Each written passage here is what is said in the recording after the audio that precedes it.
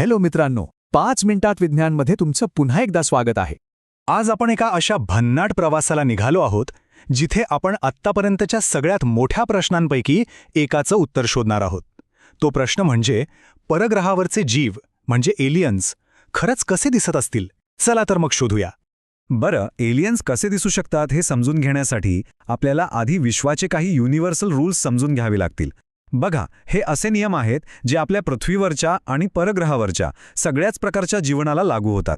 म्हणजे जीवन कितीही विचित्र असलं तरी ते त्याच भौतिकशास्त्र आणि रसायनशास्त्राच्या नियमांनी बांधलेलं आहे जे आपल्यासाठी आहेत. आणि आपल्याला माहीत असलेल्या जीवनासाठी सर्वात महत्त्वाचा म्हणजे अगदी VIP घटक आहे तो म्हणजे कार्बन. मग कार्बनमध्ये असं काय खास आहे? त्याला आपण जीवनाचा अल्टिमेट लेगो ब्रिक म्हणू शकतो. कारण एकतर तो विश्वात सगळीकडे सहज सापडतो आणि दुसरं म्हणजे तो इतर अनेक घटकांशी जोडून DNA सारखे प्रचंड गुंतागुंतीचे रेणू तयार करू शकतो. खरं तर याच क्षमतेमुळे आपल्यासारखी जटिल जीवसृष्टी शक्य होते. आता जरा विचार करा, जर इतर ग्रहांवरच्या जीवसृष्टीनेही याच कार्बन आधारित रसायनशास्त्राचा वापर केला असेल तर? चला, आपल्या या संभाव्य वैश्विक भावंडांना म्हणजे कॉस्मिक कझिन्सना भेटूया, पण एका छोट्याशा ट्विस्टसोबत. इथे खूप इंटरेस्टिंग संकल्पना आहे अभिसारी उत्क्रांती म्हणजेच कन्व्हर्जंट इव्होल्यूशन. याचा अर्थ एकदम सोपा आहे. निसर्ग एकाच समस्येवर वारंवार एकसारखाच उत्तर शोधतो. उदाहरणार्थ डोळे किंवा उडण्याची क्षमता. या गोष्टी वेगवेगळ्या प्रजातींमध्ये वेगवेगळ्या ठिकाणी स्वतंत्रपणे विकसित झाल्या. आता हाच नियम जर आपण परग्रहांवर लावला तर आपण कल्पना करू शकतो की वेगवेगळ्या परिस्थितीत जीवन कसं दिसेल. जसं की एखाद्या कमी प्रकाशाच्या ग्रहावर तिथले जीव प्रत्येक कण पकडण्यासाठी कदाचित प्रचंड मोठे डोळे विकसित करतील. तसंच ज्या ग्रहावर गुरुत्वाकर्षण म्हणजे ग्रॅव्हिटी खूप जास्त असेल तिथल्या प्राण्यांना टिकून राहण्यासाठी एकदम मजबूत, घनदाट हाडं आणि शक्तिशाली रक्ताभिसरण प्रणालीची गरज भासेल. आणि एवढंच नाही तर तिथल्या वनस्पतींना सुद्धा त्यांच्या ताऱ्याच्या रंगानुसार स्वतःला जुळवून घ्यावं लागेल. विचार करा, एखादा मंद लाल बटू ताऱ्याभोवती वनस्पती सर्व उपलब्ध प्रकाश ऊर्जा शोषून घेण्यासाठी काळ्या रंगाच्या असू शकतील. आहे की नाही कमाल?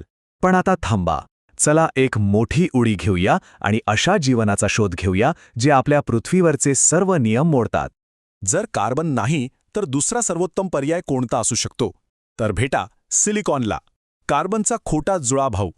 सिलिकॉन प्रचंड तापमान सहन करू शकतो, पण त्याचे बंध कार्बनपेक्षा कमकुवत असतात. आणि सगळ्यात मोठी अडचण म्हणजे ऑक्सिजनच्या संपर्कात आल्यावर त्याचं थेट दगडात रूपांतर होतं.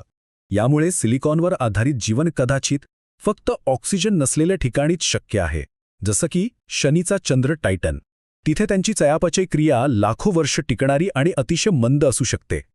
पण थांबा, गोष्टी यापेक्षाही विचित्र होऊ शकतात. जीवन अशा ठिकाणीही असू शकतं जिथे आपण कधी विचारही केला नसेल. तुम्हाला विश्वास बसणार नाही, पण शास्त्रज्ञांनी अशा परिस्थितीचं अनुकरण केलं आहे जिथे वैश्विक धूळ आणि प्लाझ्मा वायू एकत्र येऊन DNA सारखे सर्पिल आकार तयार करतात, जी स्वतःची प्रतिकृती बनवतात आणि विकसित होतात. काय सांगता? हे जीवनासारखे प्लाझ्मा क्रिस्टल्स कदाचित विश्वातील जीवनाचा सर्वात सामान्य प्रकार असू शकतात. पण थांबा, कारण पुढची गोष्ट तर सगळ्यांत अविश्वसनीय आहे. जीवन एका न्यूट्रॉन ताऱ्याच्या केंद्रकात? हो, हे अशक्य वाटतं, पण सैद्धांतिकदृष्ट्या हे शक्य आहे. ताऱ्याच्या आतली स्ट्रॉंग न्यूक्लिअर फोर्स कणांना एकत्र बांधून जटिल मॅक्रोन्यूक्लियाय तयार करू शकते, जे जीवनाचा आधार बनू शकतात. म्हणजे हे मॅक्रोन्यूक्लियाय लाईफ एका मृत ताऱ्याच्या आत आपल्या कल्पनेच्या पलीकडच्या वेगाने विकसित होऊन नष्ट होत असेल. ठीक आहे, तर आपण आतापर्यंत जैविक जीवनाबद्दल बोललो, पण उत्क्रांतीची पुढची पायरी काय असेल? हा विचार आपल्याला अंतिम सीमेवर घेऊन जातो, म्हणजे जीवशास्त्राच्याही पलीकडे. कल्पना करा, मशीन आधारित जीवनाची. ते अंतिम सर्व्हायव्हर असू शकतं, ते अंतराळाच्या पोकळीतही आरामात टिकू शकतं आणि आपल्यापेक्षा लाखो पटीने वेगाने विकसित होऊ शकतं.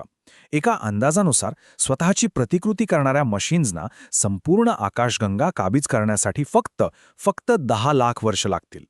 कदाचित आपलं जैविक जीवन ही फक्त एक सुरुवात आहे आणि आपण स्वतःच एका नवीन मशीन इंटेलिजन्सच्या जगात बदलण्याच्या प्रक्रियेतील पहिली पायरी आहोत. लॉरेन आइसले यांनी किती छान म्हटलं आहे, माणूस स्वतःला तोपर्यंत भेटत नाही जोपर्यंत तो मानवेतर डोळ्यांतील प्रतिबिंब पाहत नाही. म्हणजे ह्यातला सगळ्यात महत्त्वाचा मुद्दा हा आहे की आपण जीवनाची व्याख्या जितकी व्यापक, जितकी मोठी करू, तितकीच आपल्याला ते शोधण्याची शक्यता वाढेल. आणि हे करताना आपण नकळतपणे स्वतःलाच शोधू. तर कसा वाटला आजचा हा प्रवास? आवडला असेल तर त्या लाईक बटनवर क्लिक करा, हे तुमच्या मित्रांसोबत शेअर करा आणि अशाच भन्नाट माहितीसाठी सबस्क्राईब करायला विसरू नका. तुमचे विचार खाली कमेंटमध्ये नक्की सांगा. मी प्रत्येकाची कमेंट वाचते. भेटूया पुढच्या वेळी.